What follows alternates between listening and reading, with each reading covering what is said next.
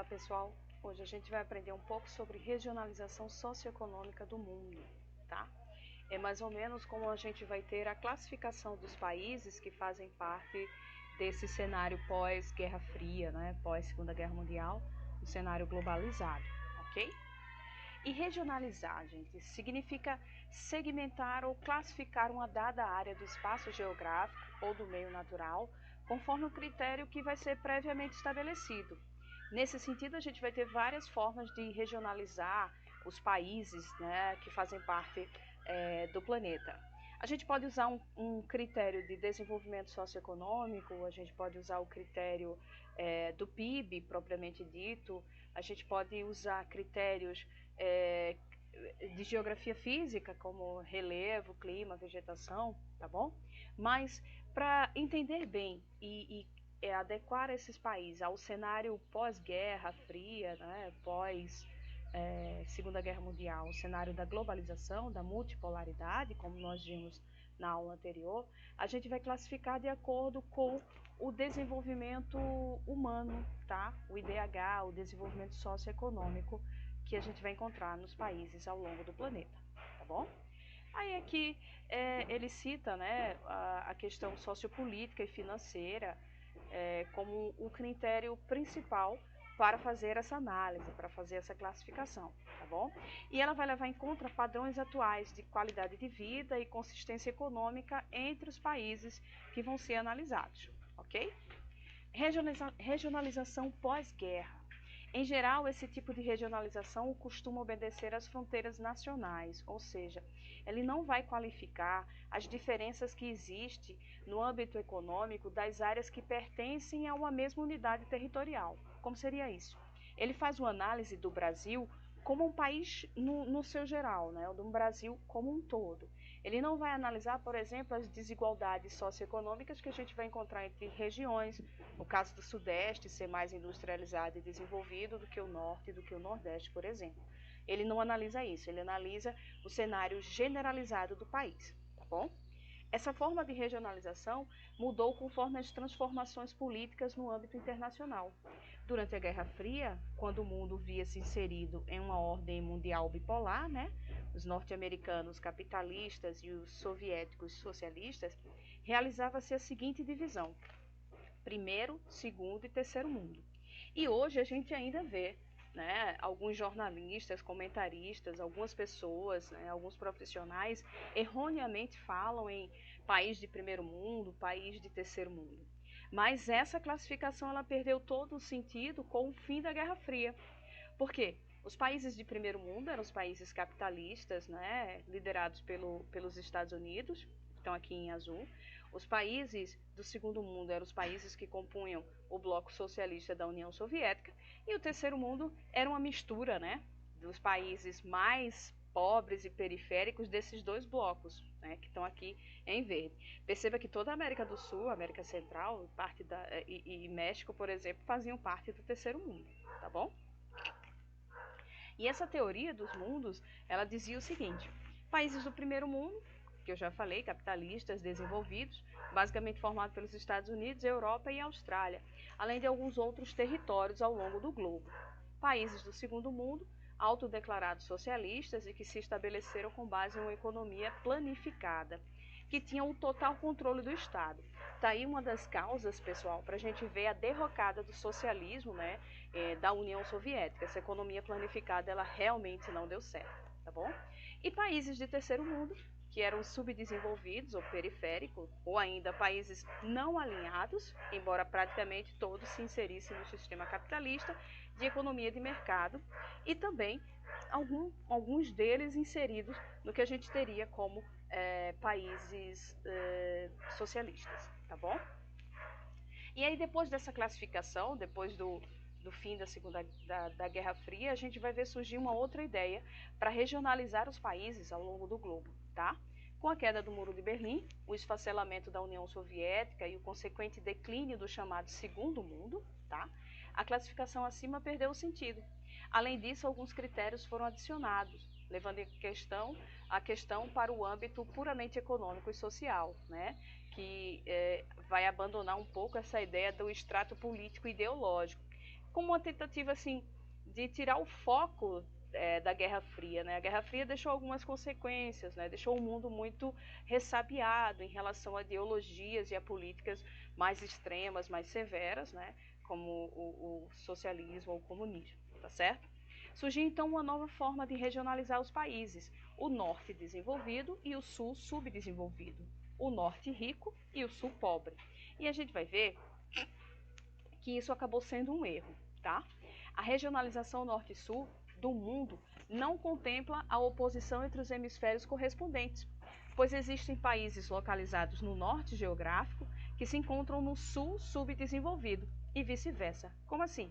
A gente vai ter países pobres, né, países periféricos, subdesenvolvidos no norte e países de industrializados, desenvolvidos e centrais no sul. Então essa divisão ela não foi adequada para evidenciar a questão socioeconômica, né, a questão da qualidade de vida. É importante considerar que entre os países do Sul há certa pluralidade envolvendo os países emergentes de economia industrializada. Veja, não tem como a gente colocar no balaio dos países subdesenvolvidos, que vai ter o Haiti, a Etiópia, né, países extremamente pobres e miseráveis, nações como Brasil, Índia, China e México. E por que a gente não pode fazer isso? Porque eles são países que já saíram dessa inércia do subdesenvolvimento, né? Eles já conseguiram alcançar patamares de industrialização, de uma certa produção tecnológica e de desenvolvimento, apesar de ainda manter uma desigualdade socioeconômica muito alta, né? Isso é fato. Mas eles já saíram dessa inércia do subdesenvolvimento, então não tem como a gente classificá-los como países subdesenvolvidos, tá bom? E os países periféricos, essencialmente rurais, como alguns territórios na América Central e na África subsaariana. Então veja, o Brasil não é um país rural, né? A China, o México não é um país rural, é um país urbanizado, é um país que consegue se destacar em produção industrial, né? E automaticamente vai ser um país que não se enquadra mais no subdesenvolvimento, tá bom? E aqui está uma imagem bem clara do mapa de como a gente não pode levar essa regionalização a sério, né? Vocês percebam que eles distorceram a linha do Equador de forma a incluir esses países e isso não vai dar certo, tá certo? Então a gente vai chegar no mundo multipolar. Atualmente vivemos uma nova ordem mundial multipolar, a gente já estudou sobre isso, porque há vários países ou conjuntos de países que têm influência nas principais ações mundiais. A União Europeia, os Estados Unidos, o Japão e a China são os centros mundiais de poder político, econômico e tecnológico. Esses países têm se destacado não mais pela produção de tecnologia bélica, né? Não é mais só a questão militar, mas também pelo seu desenvolvimento científico e tecnológico, que vai ser aliado à presença de um capital forte, né? A presença de grana mesmo nesses países, tanto para manter o seu território industrializado e potente, quanto para financiar outros empreendimentos em países emergentes, né? Claro que visando o lucro, né? A obtenção de um lucro bem maior para eles. Ao mesmo tempo, muitos países continuam a apresentar baixo grau de desenvolvimento social, econômico e tecnológico. É verdade. A gente vai ver ao longo do mundo globalizado essa discrepância, né? Alguns países se mantêm fortes e tecnologicamente avançados e outros vão ter uma redução nesse seu desenvolvimento social, econômico e tecnológico, ok? Critérios de desenvolvimento. Com a ascensão do capitalismo, ou seja, com a sua elevação, né, após a Guerra Fria, né, o sistema socioeconômico ideológico dominante é o capitalismo. E as diferenças de ordem econômica entre os países foram se tornando cada vez mais acentuadas. Para expressar essa disparidade, para expressar essa diferença, foram criados os termos desenvolvido, em desenvolvimento e subdesenvolvido. A disputa entre os grandes centros do poder no século XXI será entre quem tem a economia mais moderna, o melhor padrão ou qualidade de vida para as suas populações e a tecnologia mais avançada, né? Então ela vai se centralizar ali entre União Europeia, Estados Unidos, Japão, né? China. China parece ainda um país emergente, um país em desenvolvimento, mas um país que tem um potencial de crescimento econômico enorme, né? E isso vai com certeza impactar a qualidade de vida da sua população nos próximos anos, tá bom? O subdesenvolvimento, o termo passou a ser amplamente utilizado a partir da Segunda Guerra Mundial, sugerindo um atraso em relação aos países avançados, né? Segundo Bethlen, o termo indica muito mais explorados, né, dominados e de economia dependente do que atrasados. Ou seja, subdesenvolvimento quer dizer um grupo de países, e um grupo muito grande de países, é a maioria, né, no mundo, que são dependentes dos países centrais em todos os sentidos e também são explorados por esses países, tá bom? Historicamente, sempre houve diferenças entre os países, alguns dos quais classificados como potências no momento, no outro tornaram-se países dominados. A gente tem Grécia e Roma, que eram grandes impérios no mundo antigo, e Portugal e Espanha durante aquele capitalismo comercial, né, aquele processo de colonização, e Inglaterra e França também, né? Do que a gente pode chamar de novo colonialismo, né, o neocolonialismo propriamente dito, tá? E aqui tem uma charge interessante. Qual a opinião de vocês sobre a escassez de alimento no resto do mundo? E aí você vai aos africanos e eles perguntam o que é alimento. O europeu pergunta o que é escassez. O que é o resto do mundo? Pergunta os Estados Unidos, né? Óbvio, eles têm essa visão de serem extremamente individualistas e competitivos. E o que é opinião, né? Os árabes em relação a essa falta de liberdade que a gente vê em alguns países daquela região, tá? É uma charge que faz a gente pensar sobre o cenário globalizado de uma forma geral, não é? Países subdesenvolvidos periféricos, depois da Segunda Guerra Mundial, esses países desenvolvidos os países desenvolvidos tornaram-se o centro do universo econômico capitalista e passaram a vender tecnologia, bens de produção e capital aos países periféricos, né, subdesenvolvidos, onde as empresas transnacionais foram sendo instaladas. Eles têm de exportar cada vez mais para os países centrais, a fim de tentar amortizar as dívidas crescentes, né? Embora também exportem produtos industrializados para os países mais periféricos, ainda sem industrialização expressiva, né? Então, os países subdesenvolvidos eles acabam se tornando dependentes ainda desses países, do capital dos países centrais e dessa compra, né? Em desenvolvimento, que são considerados os países emergentes, entre os países desenvolvidos e subdesenvolvidos, existe um grupo que conseguiu alcançar uma posição intermediária quanto ao seu crescimento econômico e industrial. Os em desenvolvimento, ou emergentes, como se refere a eles a ONU.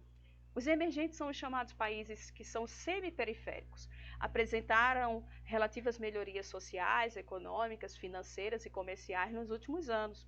Importante ressaltar que esses países ainda não se livraram das características do subdesenvolvimento e a expectativa é de que não irão se livrar delas brevemente. Então, eles conseguiram sair daquela margem, daquela inércia do subdesenvolvimento, conseguiram melhorar seus dados socioeconômicos, mas ainda são extremamente dependentes também dos países centrais, tá bom?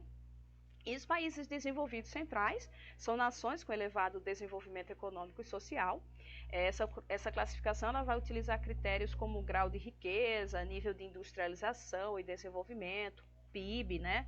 Renda per capita, IDH, ou seja, vai fazer um apanhado da situação socioeconômica daquela população, tá?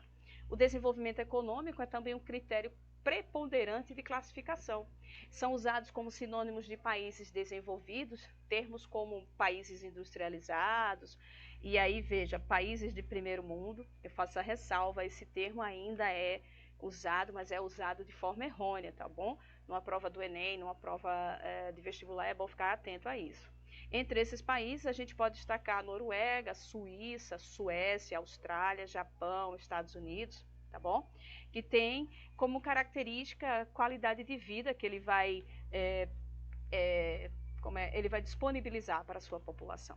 Então, de uma forma geral, a gente viu que existem várias classificações de acordo com o período histórico. Mas hoje, atualmente, né, após o cenário de Guerra Fria, já se faz quase 30 anos com o fim da Guerra Fria, a gente vai ter um cenário de classificação de acordo com o desenvolvimento. Países centrais desenvolvidos, países emergentes em desenvolvimento e países subdesenvolvidos periféricos, ok? Era isso que a gente tinha que ver sobre a classificação socioeconômica. Eu espero que vocês tenham gostado, aprofundem essa leitura, porque isso é um tema recorrente nos vestibulares. Até mais, pessoal!